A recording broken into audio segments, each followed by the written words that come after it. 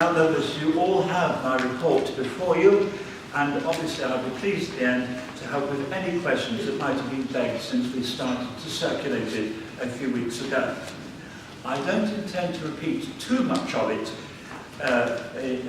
today, but I do have to do three things. Firstly, I have to remind you all that our formal concern at this moment is with the audited accounts for the year 2013-14, and yet again, totally unqualified. Our auditors have no reservations whatsoever for the 4 points they lay out in their report as to any doubts, concerns, quibbles, or anything else. Secondly, I would like to say I'm grateful to Steve Walker, the Finance Officer, who, if you really have worked hard at working out some difficult questions, has prepared this ever so small back with briefing paper, and I shall be pleased to read every last figure and word out to you, should you dare. But there we are, we're ready for you. And then, particularly at this point now, I want, although it's in my report, I'd like to make formal thanks to my predecessor, Gordon, who suddenly had to leave due to very good family reasons in midsummer. I say what I wanted to say from the heart in the printed report. I think we really must acknowledge that by his extra hours and care which he brought to this task, he laid the foundations for a much better outturn that a little while ago we had no right at all to expect. And so I'd like that note to be recorded today. Now, during that period, that is the old closed year, Gordon Brown and I, as Vice Chairman, tried to do two things simultaneously. We tried to deal with the current position which had become worryingly tight, and we also tried to prepare both for predictable additional liabilities, and pensions provision is a good example, and also to prepare sustainable bases, both for core services and new endeavour and initiatives. Some of you might have had sight of a letter which I dispatched last week addressing some understandable concerns as to our past and the near future, which were brought forward most helpfully by Kent Association. And I just wish to highlight a few pertinent points.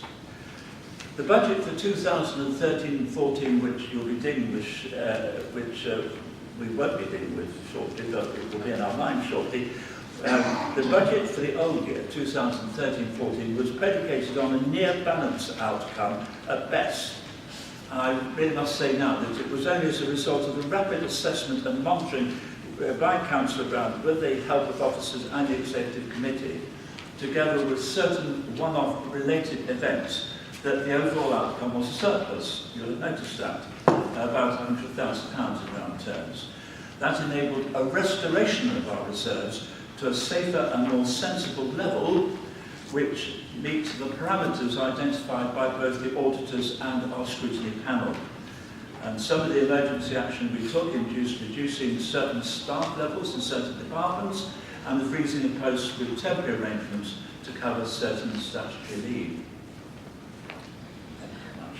The illustration behind me now, I hope, lays out the comparisons in terms of income and expenditure for the last year and the one before, and it's in your printed papers.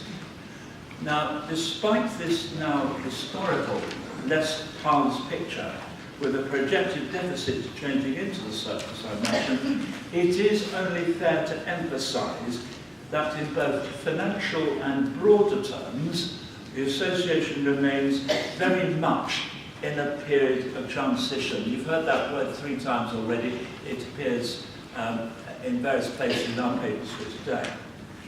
And at this point, I'm not going to mince my words.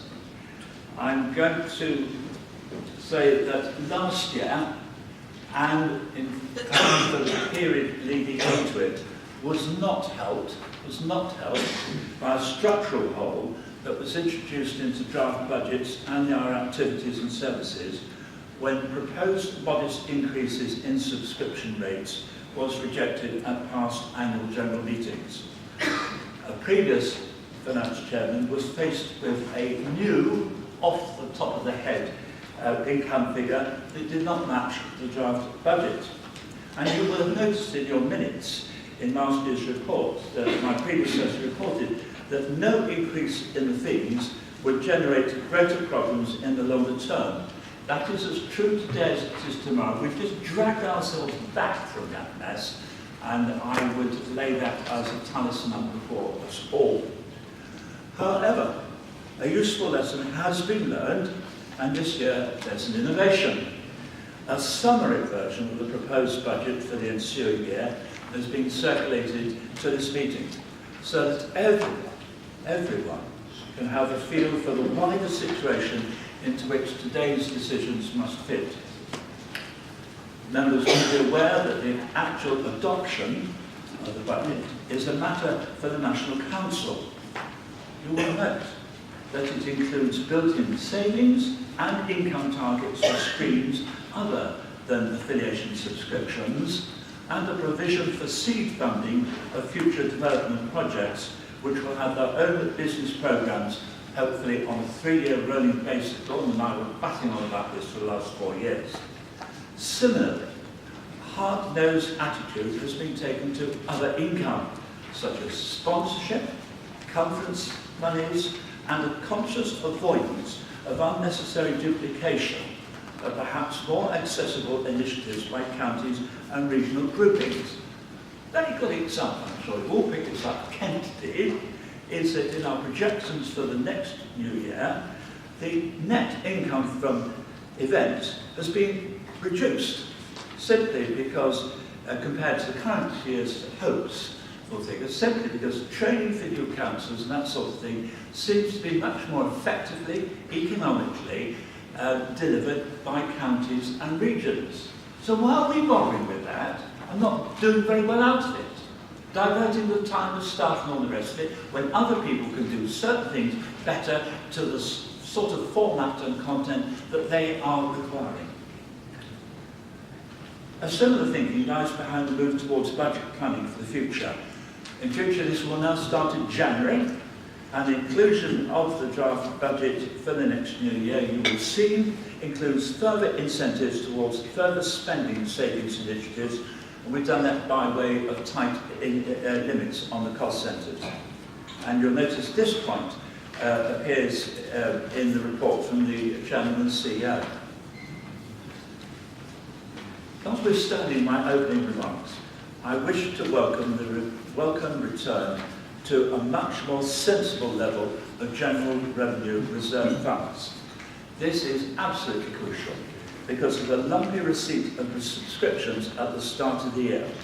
And it does mean that some short-term planning with money can be contemplated with some confidence.